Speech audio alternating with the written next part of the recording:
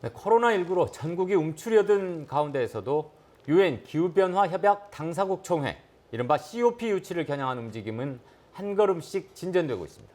유치위원회를 중심으로 붐을 조성하는 단계를 넘어 이제 정부도 본격적으로 가세하고 있습니다. 네, 환경부가 이달부터 타당성 조사에 착수했다고 하는데요. 자세한 내용 취재했습니다. 2022년 유엔 기후변화 협약 당사국 총회 COP28에 남해안 남중권 개최를 기치로 공식 유치위원회가 출범한 것은 지난해 12월. 두 달여 만에 정부가 움직이기 시작했습니다. 환경부가 대외경제정책연구원에 COP 유치 타당성 조사를 의뢰했고 연구원은 이달부터 공식 조사에 착수한 것으로 확인됐습니다. 조사 기간은 오는 6월 말까지. 환경부는 이 결과를 토대로 올해 11월 영국 글래스고 총회에서 2022년 회의 유치 확정을 겨냥하고 있습니다. 우리가 하고 싶은 건 28차 총회고요. 26차 총회에서. 최근에는 이게 미뤄지는 경향이 있어서 1년 전에 결정되기도 하거든요. 일단은 우리는 올해까지 좀 결정을 보려고 계획을 하고 있죠.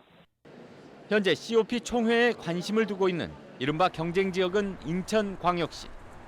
하지만 여수를 중심으로 하는 남해안 남중권은 이미 공식 유치 운동에 뛰어든 상태고 이번이 제도전이어서 명분에서 밀리지 않는다는 평가입니다.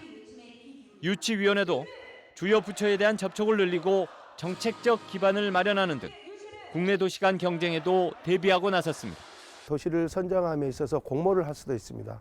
이럴 때 개체도시 자격 시비에 대비하기 위해서 온실가스 배출치 목표치를 만들고 또 완화할 수 있는 정책을 또 만들고 하는 그런 노력들을 우선 해가고자 하는.